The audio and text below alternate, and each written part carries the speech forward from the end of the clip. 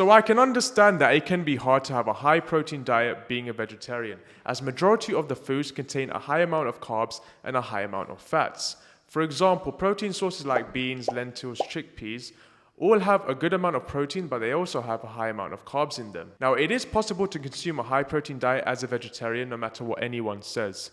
And I'm going to show you how you can do that. I'm going to give you a list of 10 vegetarian foods that are very high in protein and how you can implement them into the meals that you eat on a daily basis. So you can start consuming a high protein diet to build muscle and to lose that stubborn belly fat. So let's get into it. What's going on, guys? It's TrainerNeal. So before I get into the list, I'm going to mention that you need to be consuming anywhere from 1.6 grams to 2.2 grams of protein per kg of body weight if you want to optimize your muscle building potential. Ideally, you should break this into 3 to 6 meals per day, consuming around 20 to 40 grams of protein per meal. Now, in this list of foods, I'm going to talk about the protein quality, which is the amount of essential amino acids, the digestibility, which is how much protein your body absorbs, and protein per calorie, so how much protein you get with a certain amount of calories. The first food is going to be eggs. Eggs are classified as superfoods because of how nutrient dense they are, and they also contain a high amount of vitamins and minerals. The egg whites are the major source of protein, and the egg yolk is a source of fats. However, you want to be consuming the egg yolk as well, as it is the most nutrient dense and it has good cholesterol. So no matter what anyone says online, you want to be consuming the egg yolk too. Now, the stats for a medium egg is around 60 calories, 7 grams of protein and 12 grams of fats. Generally, I would consume around 4 eggs a day, making that 240 calories and around 28 grams of protein.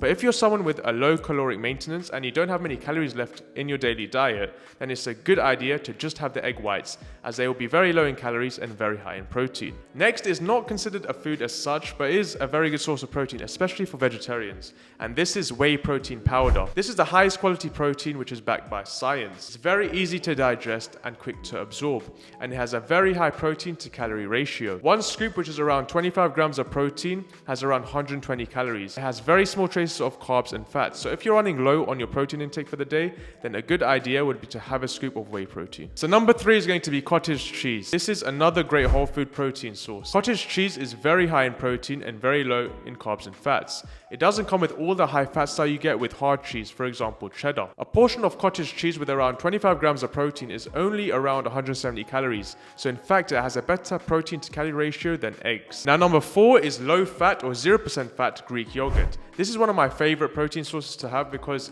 it has a very high protein to calorie ratio. It's quick to absorb and to digest, and for 25 grams of protein, it's 120 calories. This is actually very similar to whey protein in terms of protein to calorie ratio, with very small traces of fat and very small amount of carbs per 100 grams. Next on the list is going to be legumes. So legumes are plant-based proteins such as beans, lentils, and peas. Now for every 100 grams of dried lentils, this comes with approximately 25 grams of protein and 322 calories. The reason I like legumes is because they come with high amounts of nutrients, fiber, and vitamins. However, they have a lower protein amount per calorie compared to the previous foods because they have a higher carb content. They are also lower in some essential amino acids compared to the animal proteins mentioned earlier, so the quality of protein is not as high. Also, the digestibility of legumes is not as great as animal protein sources because of the amount of fiber they contain, making it harder to break down. So out of the 3, beans, peas, and lentils definitely have the most protein per 100 calories.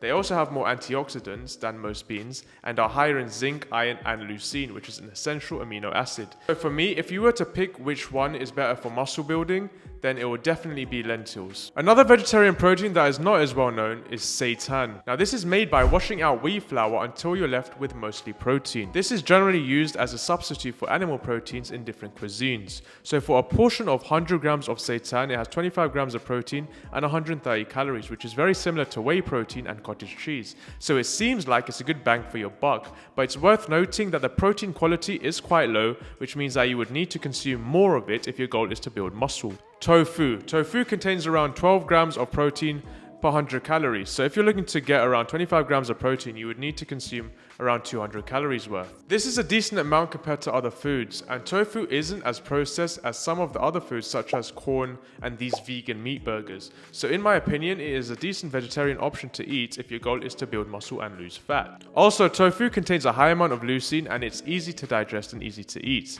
However, it does contain a high amount of soy, and soy causes estrogen levels to go up, but I wouldn't worry about that too much, because if you're only consuming it once or twice a week, or even 3 to 4 times a week, then it's not going to make you have man boobs, put it that way. Tempeh. So tempeh is similar to tofu, where it's made from soybeans. However, the soybeans have been fermented, making it more digestible and more bioavailable. It's also less processed than tofu, but the protein and leucine content is slightly lower, making tofu a better option if your goal is to build muscle and lose fat. Obviously, if you want to switch it up from time to time, then tempeh is still a good option, as it does have a decent amount of protein and leucine content per 100 grams. Edamame. So edamame beans are not processed, and it's the whole soybean. This has slightly less protein and leucine than tempeh. It has 9.8 grams of protein per 100 grams. The positive is that it has more vitamin K and also vitamin A content compared to both tofu and tempeh. I would say, in my opinion, it's not as versatile as tofu and tempeh, as it's just a bean. Also, it's not that tasty, and that is why it's lower on the list. The last one on the list is quinoa. Now, quinoa has come up in the food industry in the past few years because they say it's high protein food. However, it only contains 3 grams of protein per 100 calories, and this is very low in terms of all the food we have just covered.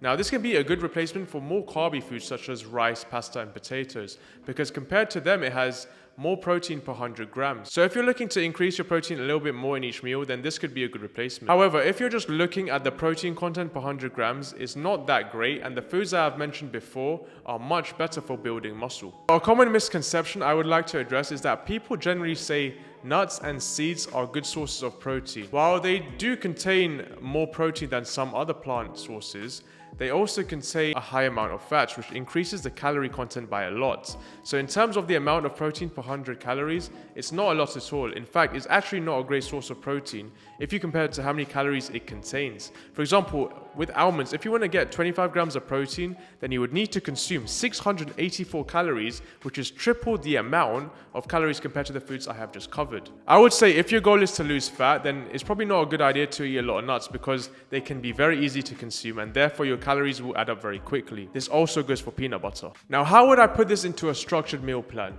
So I'm going to give you an example of a daily meal plan and how I would incorporate these foods into it. So meal 1, let's say breakfast would be 50 grams of oats, 200 grams of low-fat Greek yogurt, 5 grams of honey, 100 grams of low-fat milk, and some mixed berries. I would also have 4 eggs on the side, so the total protein content of this will be about 60 grams. Next will be a snack, which is just a protein shake. I would suggest to have between 1 to 2 scoops of whey protein. For this day, let's say we have 1 scoop, so that will be 25 grams of protein. Then would be meal 3 or lunch. So this would be quinoa, vegetables, and some sort of legumes. Let's say lentils. So 300 grams of quinoa, 300 grams of lentils, and 100 grams of veg. The total protein content of this will be 35 grams. Next will be meal 4, or a snack, and a high protein snack I like to have will be rice cakes and cottage cheese, with rice cakes being very low in calories. So let's say we have 4 rice cakes with 100 grams of cottage cheese, and the protein content of this will be 20 grams. And finally, we have the final meal of the day, which will be dinner.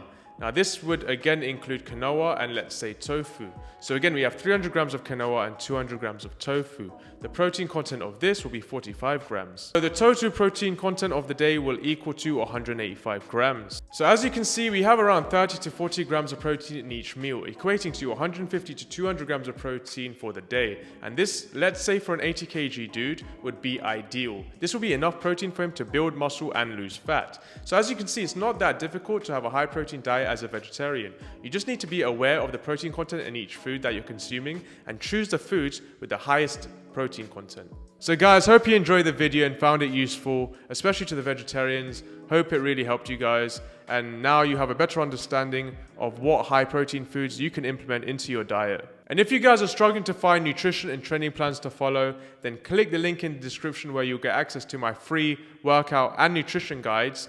They also contain a whole lot of information around fitness, and they're free, so make sure to click the link in the description. Make sure to smash the like button if the video helped you out, and if you're new to the channel, then hit that subscribe button and turn on the bell notifications, because I'm going to be releasing 2 new videos every single week just like this, and you don't want to miss them. And if you want to know the 10 principles of losing fat, then I recommend watching this video next. And remember, stay natty, stay clean, and peace.